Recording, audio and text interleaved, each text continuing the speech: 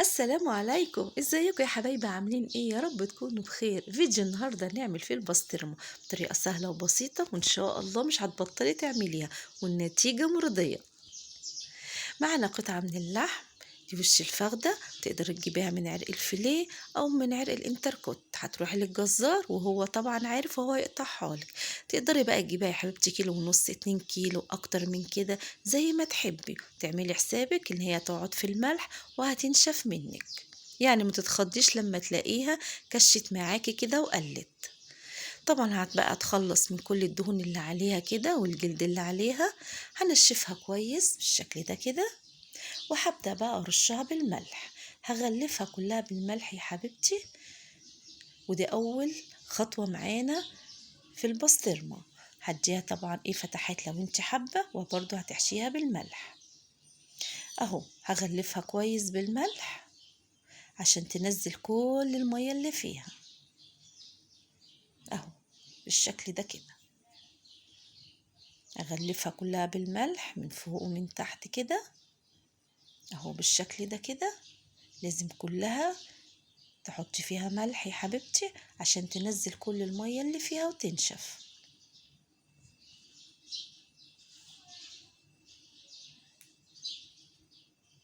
تاني خطوة معانا بقى هنحطها على شبكة.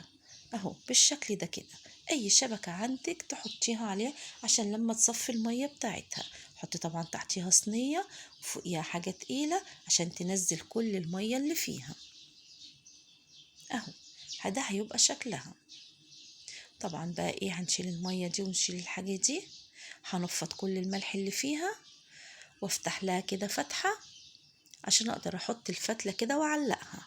اهو اي خيط بقى عندك، فتلة دبارة زي دي الموجودة عندك، المهم ايه تعرفي تعلقيها. اهو بالشكل ده كده.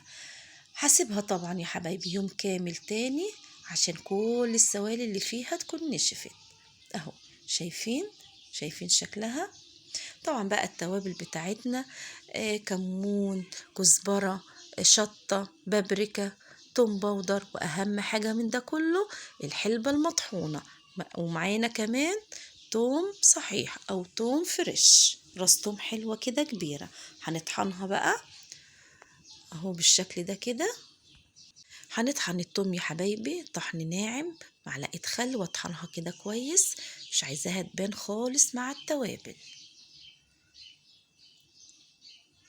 وهقلبهم كويس، احط لهم شوية مية. انا عايزة عجينة تكون كده حلوة سهلة في الفرد، وفي نفس الوقت تكون متماسكة. اوعي تحطي زيت يا حبيبتي للتتبيلة دي عشان هتقع من على اللحمة ومش هتمسك فيها. شايفين؟ اهو اوعي تنسي الملح. هتقولي طب ما احنا حاطين لها ملح يا زيزو وكده هتبقى ملح خالص. لا يا حبيبتي، لازم تحط لها معلقة ملح عشان الطعم بقى ياخد من التتبيلة دي. ما احنا نفضنا بقى كل الملح اللي عليها. اهو شايفين بقى. هنغلفها كلها، هتعلقيها وتعرفي بقى ايه تتمكني فيها كده وتغلفيها كويس، وبشوية مية هتمشي كده عليها اهو عشان تبقى ناعمة وتبقى زي اللي بنجيبها من بره بالظبط. هنسيبها بقى يا حبيبتي اسبوع، احنا لسه في الصيف والجو لسه حر، هنسيبها اسبوع. انما لو في الشتاء هنسيبها 15 يوم. وده بعد بقى اسبوع 8 ايام بالظبط يا حبيبتي، من الجمعة للجمعة. شايفين بقى شكلها كده؟ اللهم بارك، حاجة كده ولا اروع. بس للأسف بقى النور اتقطع عليا يا حبيبتي وانا بعمل الفيديو. معلش هتلاقي لونها كده، بس والله الكاميرا ظلماها. مش قادرة اقول لكم بقى ريحتها عاملة ايه وطعمها عامل ايه. طبعا الغلاف بقى ده مش عايزينه، انا بتخلص منه. ولازم يا حبيبتي تقطعيها كلها وتحطيها بقى في اكياس تلاجة، تحطيها في اطباق فويل وتحطيها في التلاجة. تعمليها بقى مع بيض، تعملي بقى منها كده احلى بيتزا ان شاء الله نعملهم مع بعض. هتقطعيها بقى كلها كده بالشكل ده يا حبيبتي. ما ينفعش تحطيها زي ما هي كده في الفريزر، طبعا مش هتعرفي تقطعيها. شايفين بقى حاجة كده؟ اللهم بارك. ولا طعمها ولا ريحتها، تسلم ايدك يا انا. شايفين بقى الجمال؟